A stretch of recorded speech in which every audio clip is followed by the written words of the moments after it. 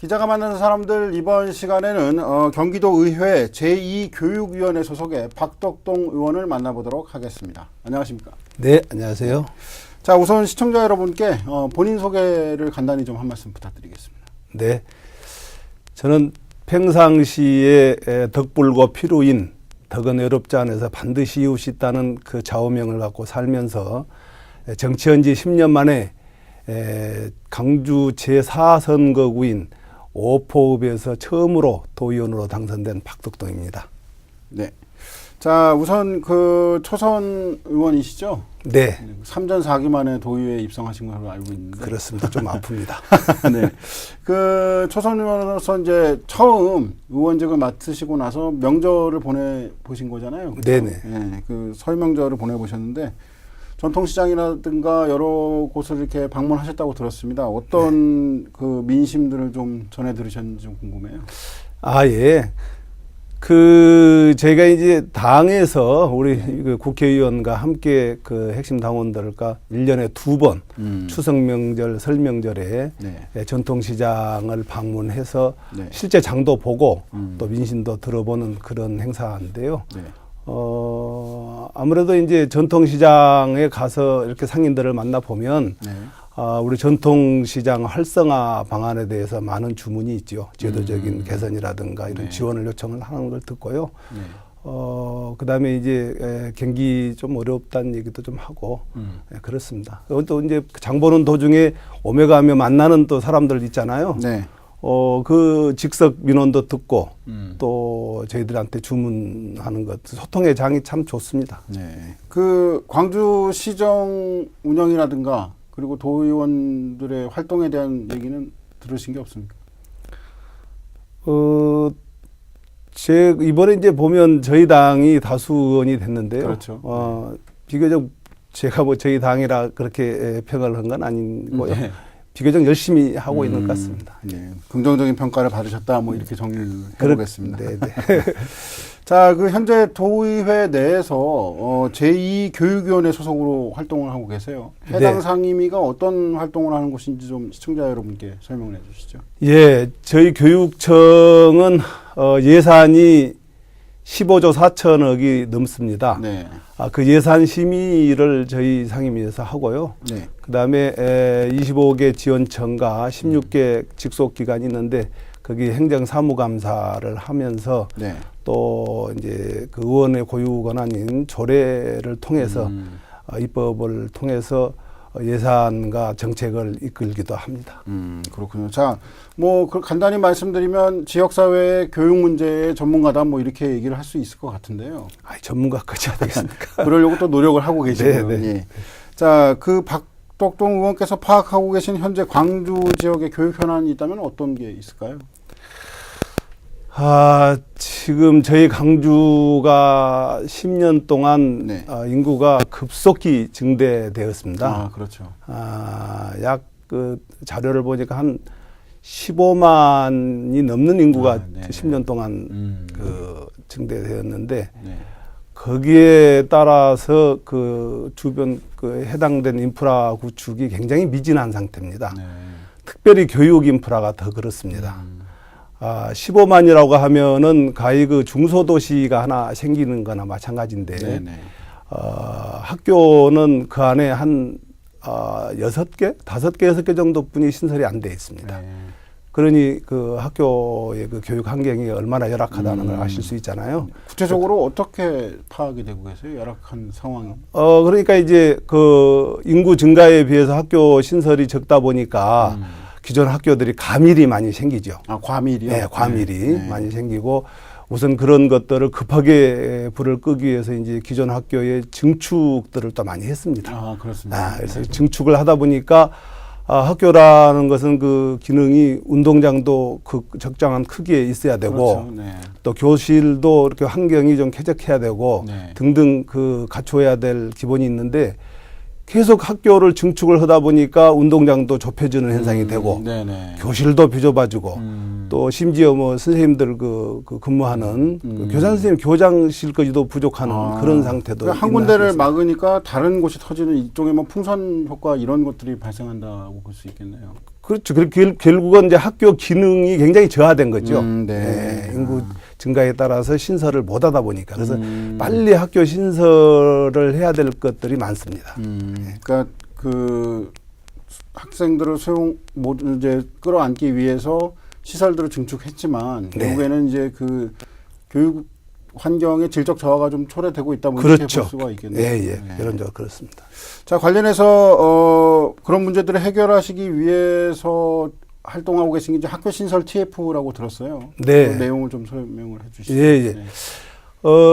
이제 제가 특별히 강주에서도 이제 오포가 지역구다 보니까 네네. 오포에 강명초가 있습니다. 네네.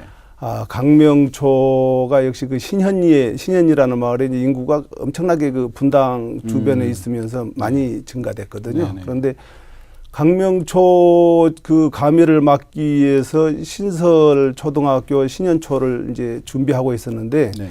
그게 17년도에 개교가 돼야 될 상황이었습니다. 네. 근데 그게 지금 이제 그 기초를 삽두고 있으니 답답하죠. 그래서 네.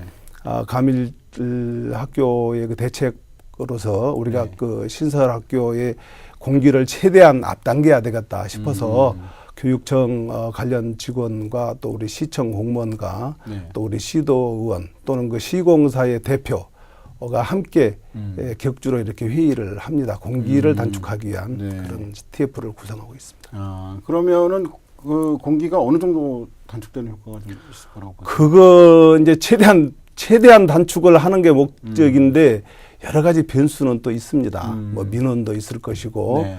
지금 현재 뭐 그 문화재가 발굴됐다 해가지고 그것도 지금 조사하면서 좀 늦어지고 있고 또는 이제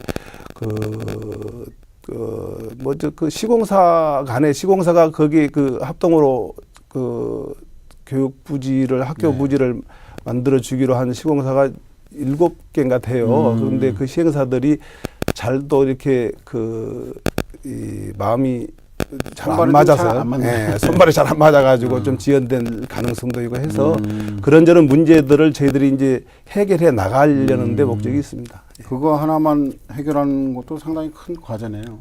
굉장히 지금 중요한 과제입니다. 저희 그 신현리에서는 오포에서는 그 아주 하도입니다. 그래서 우리 교육감님 이재정 교육감님마저도 네. 그 부분에 지대한 관심을 갖고 지금 계십니다. 그렇군요. 아무튼 뭐 잘 해결이 되기를 좀 바라겠고요. 그와 관련해서도 또 학부모들과의 소통의 자리도 좀 자주 갖는다고 들었어요. 그 아무래도 뭐 제가 선출직으로서 네. 제 생각만 갖고 할 수는 없잖아요. 그래서 이제 당사자들의 의견을 들어야겠죠. 당연하죠. 네. 그래서 시민들 의견을 듣고 네. 그러려면은 많이 만나야 되고 이제 그것이 저 본연의 임무인데 네. 다행히 그 우리 학부모들 모임들이 잘 돼 있더라고요. 그래서 그 모임 할 때 한 번씩 그 초청을 하면 네. 가서 제가 이제 브리핑 겸 그 보고도 드리고 또 듣기도 하고 이렇게 합니다. 보니까 저녁 식사도 같이 하시면서 좀 허심탄회하게 대화를 했다 뭐 이렇게. 네, 이제 그때 이제 우연히 그런 자리가 이제 됐는데요. 아무래도 술 한잔 들어가니까 더 이렇게 자연스럽게 허심탄회한 얘기를 많이 했습니다. 그 안타까운 사연들을 좀 많이 전하셨을 것 같아요, 부모님들이. 그렇죠. 어떤 내용들인가요, 주로? 또 이제 그 얘기를 듣다 보면 또 학부모들끼리도 이렇게 조금 생각이 달라지는 경우도 있어요. 그래서 그럴 때 도의원으로서 다 어떻게 맞춰드려야 될까 고민은 되지만 또 스스로 소신을 갖고 해야 될 일도 있구나 이런 생각을 해봅니다. 얘기는 듣되 제가 모든 걸 취합해서 객관적으로 전체를 위해서 해야 될 일이 있구나 하는 생각을 해봅니다. 알겠습니다. 자, 교육 문제 관련해서 한 가지만 더 질문을 드려볼게요. 이 학교 신설 문제도 중요하지만 또 이 장애우들을 포함한 이 특수학교에 관한 문제도 활동을 하고 계시죠?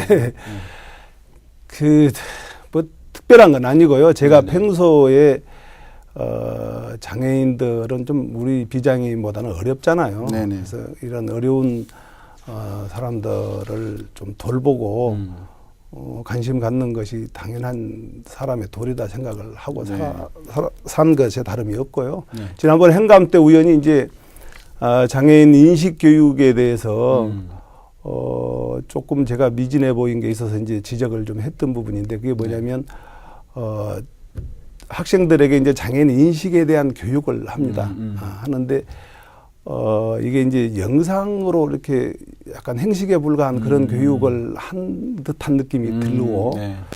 또 강사를 초빙해서 강의를 해도 직접 장애인 강사가 당사자 강사가 있음에도 불구하고 네. 일반 강사를 초빙해서 하기도 하고 그래서 제가 그런 부분들을 좀 시정해라. 그 온라인 강의보다도 오프라인 강의를 더 지향을 하고 강사도 장애인 당사자 강사를 초빙하면 훨씬 그 내용이 리얼하고 피부에 와 닿을 것이다. 네. 그래서 그 장애인 강사를 60% 이상을 쓰라고 제가 주문을 했더니 네. 거기에 대한 답이 최근에 그렇게 한다고 답이 왔습니다. 아, 그렇습니다. 네. 요즘에 뭐 장애 체험 교육도 많이 하잖아요. 네, 네, 아주 중요하죠. 사실 그 어려운 환경에 있는 사람들을 어렵지 않게 해주면 그 어렵지 않는 장소에 있는 사람들은 더 좋을 거 아니에요. 네네. 어두운 곳에 빛을 비치면 밝은 곳은 어떻게 될까요? 더 밝을 거 아닌가요? 네네. 그래서 우리는 밝은 곳에 어렵지 않는 곳에 신경 쓴 것보다는 어려운 곳에 어두운 곳에 신경 쓰기 당연하다. 선진국으로 가는 하나의 마인드가 되지 않을까 생각을 합니다. 지금 이제 박덕동 의원과 이 스튜디오에서 대화를 나누고 있는데 상당히 얘기를 술술술 잘 풀어내시는 것 같아요. 그러신가요? 제가 그 이유가 뭔가 해서 찾아봤더니 이 의정 활동을 블로그에 일기처럼 이렇게 올리고 계시더라고요. 제가 조사를 많이 해봤습니다. 아이고, 그렇게 허락 없이 조사해도 된다. 그러니까 이거 어떻게, 뭐, 왜 하시는 거고 또. 이제 저는